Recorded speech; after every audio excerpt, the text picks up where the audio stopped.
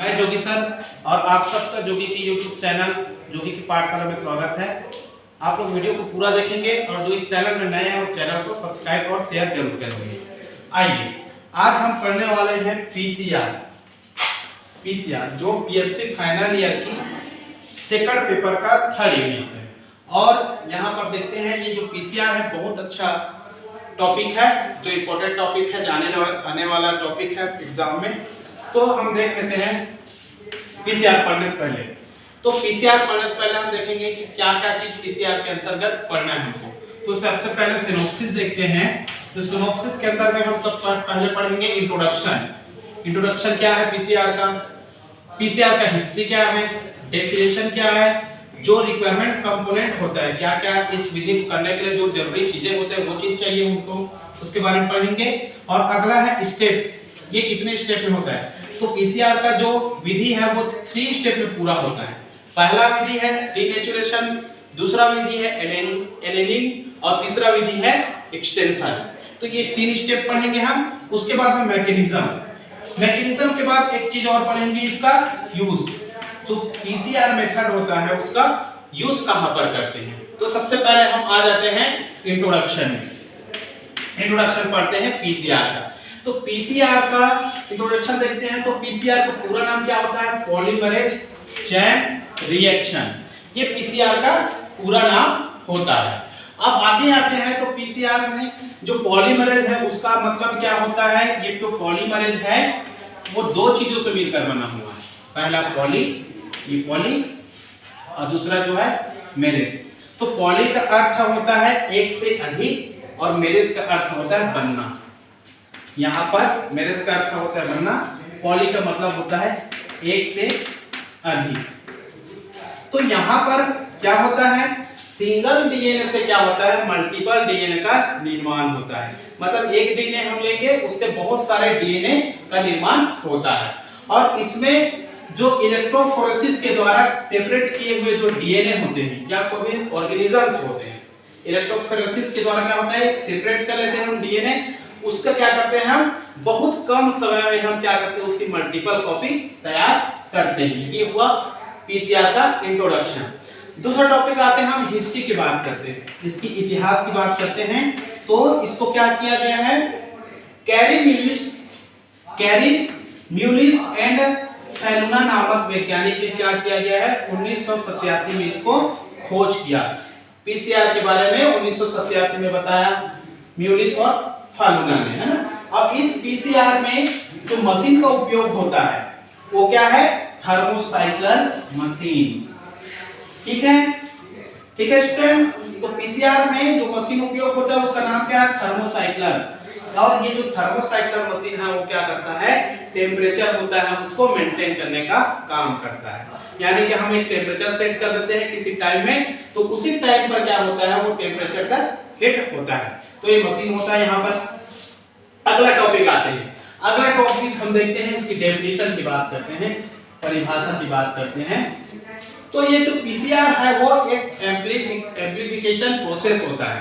Amplification मतलब क्या होता है, एक कॉपी करने का प्रक्रिया होता है। जैसे कि एक फोटोकॉपी मशीन होता है, फोटोकॉपी मशीन का उपयोग किस लिए करते हैं, एक कॉपी देते हैं और एक कॉपी का बहुत सारे फोटोकॉपी करने के लिए, यानी उसकी प्रतियां प्राप्त करने के लिए फोटोकॉपी मशीन का उपयोग करते हैं। उसी प्रकार से क्या होता है पीसीआर में भी क्या होता है, एम्प्लीफिकेशन होता है, यानी कि बहुत सारे कॉपी प्राप्त होता है। और इसमें है ना डीएनए की क्या होता है, मल्टीपल कॉपी, मतलब एक डीएनए की बहुत सारे डीएनए हमको प्राप्त होता है। और ये जो कंडीशन, ये जो प्रोसेस होता है वो इन विट्रो कंडीशन में होता है। इसमें इन विट्रो कंडीशन, यानी कि यहाँ पर सेल का यूज नहीं होता है ना, सेल रहित प्रक्रिया है। कैसा प्रक्रिया है, सेल यानी कि कोशिका रहित प्रक्रिया है, इसमें सेल इन्वॉल्व नहीं होता है। अगला टॉपिक आते हैं हम, जो रिक्वायरमेंट होता है component, requirement component of PCR, मतलब पीसीआर की प्रक्रिया के लिए जो भी जरूरी चीजें होती हैं उसके बारे में, है ना। तो सबसे पहले हमको चाहिए होता है इस प्रक्रिया के लिए टारगेट डीएनए। टारगेट डीएनए मतलब जिस डीएनए का हमको क्या करना है, मल्टीपल कॉपी तैयार करना है, वो चाहिए होता है। उसके बाद चाहिए हमको प्राइमर जो होता है, दो प्राइमर की हमको आवश्यकता होता है। है ना, वो प्राइमर हमको चाहिए, आगे देखेंगे प्राइमर क्या चीज होता है। उसके बाद हमको चाहिए होता है मैग्नीशियम आयन, मैग्नीशियम आयन यहाँ पर मिक्स करते हैं। उसके बाद हमको चाहिए होता है डीएनटीपी यानी कि एडेनिन थाइमिन साइटोसिन और ग्वानिन, इसकी जरूरत हमको पड़ता है। उसके बाद चाहिए होता है हमको डीएनए पॉलीमरेज, डीएनए पॉलीमरेज, और कैसा डीएनए पॉलीमरेज चाहिए होता है, टैग पॉलीमरेज। टैग पॉलीमरेज मतलब जिसमें जो हिट को सहने की क्षमता होना चाहिए, ऐसे पॉलीमरेज जिसको बोलते हैं टैग पॉलीमरेज। तो टैग पॉलीमरेज के रूप में हम कहां पर लेते हैं, क्या चीज लेते हैं यहाँ पर, isolated from thermos aquatic bacteria, है ना। तो ऐसे बैक्टीरिया को लेते हैं जो क्या होता है आइसोलेटेड होते हैं, उसी को बोलते हैं टैग पॉलीमरेज डीएनए। तो ये जो टैग पॉलीमरेज होता है यानी कि एक्वेटिक बैक्टीरिया होता है, वो झरना वगैरह में पाया जाता है जिसमें हाई टेम्परेचर को सहने की कैपेसिटी होता है।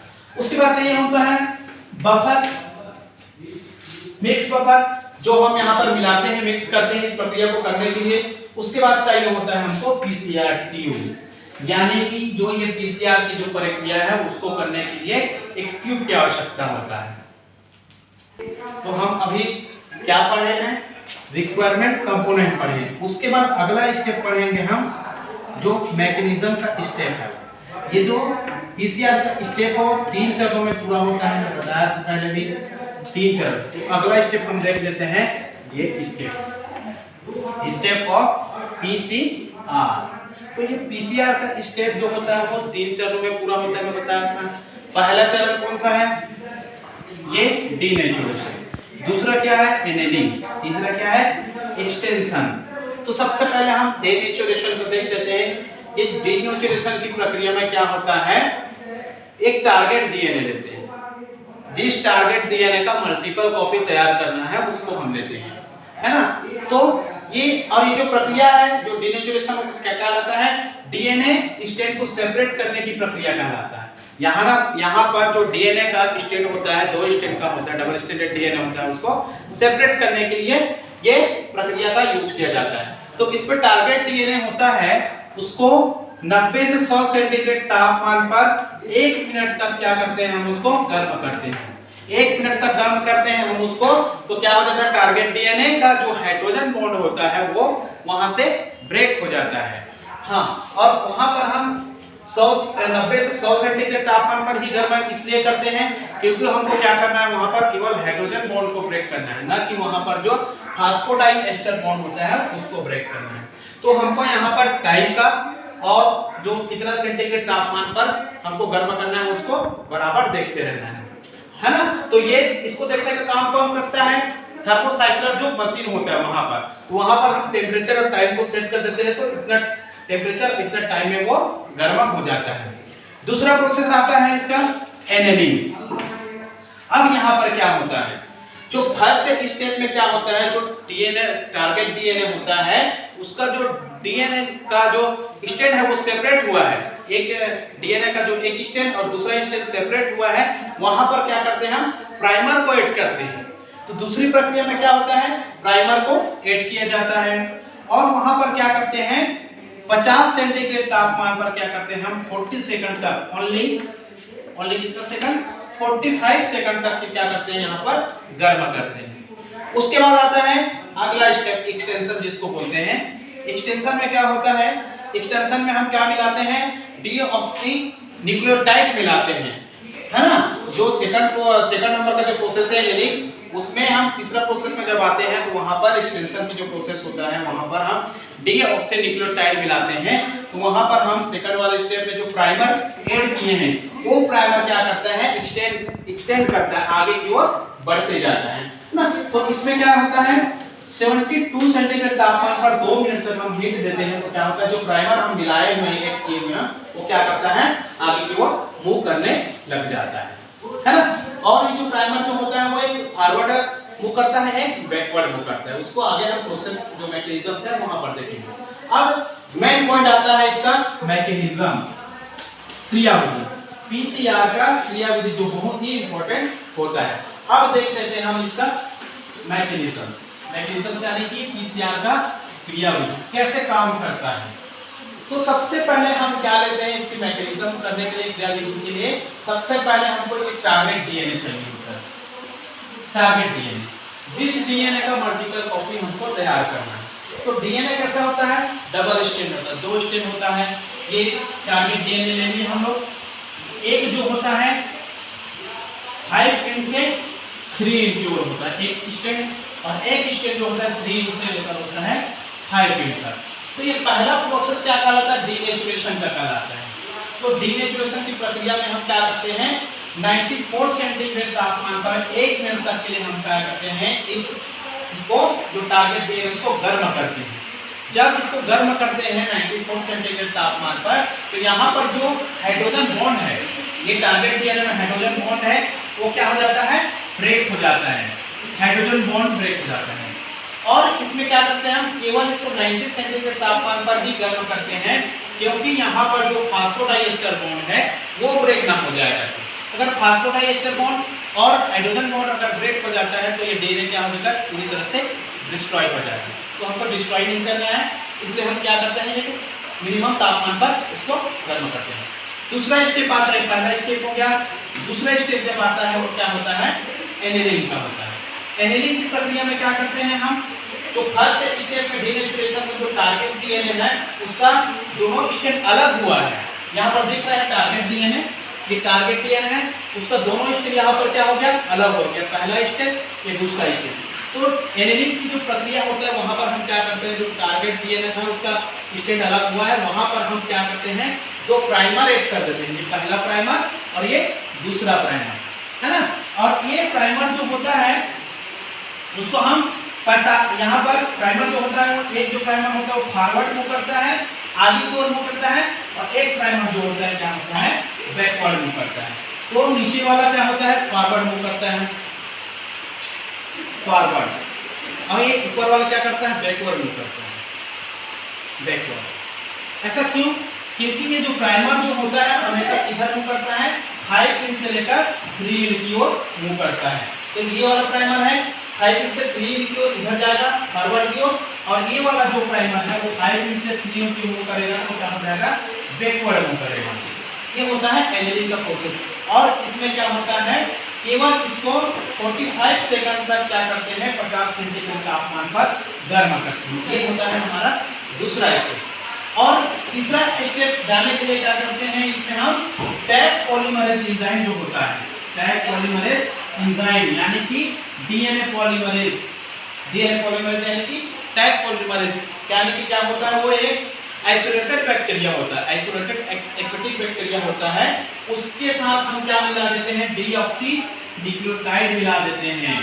डीऑक्सी न्यूक्लियोटाइड मतलब क्या हो जाएगा, एडेनिन, थाइमिन, साइटोसिन और ग्वानिन। ये चारों चीजों को हम मिलाते हैं, तो ये क्या होता है, ये प्राइमर जो है वो आगे की ओर क्या करने लग जाता है, मूव करने लग जाता है।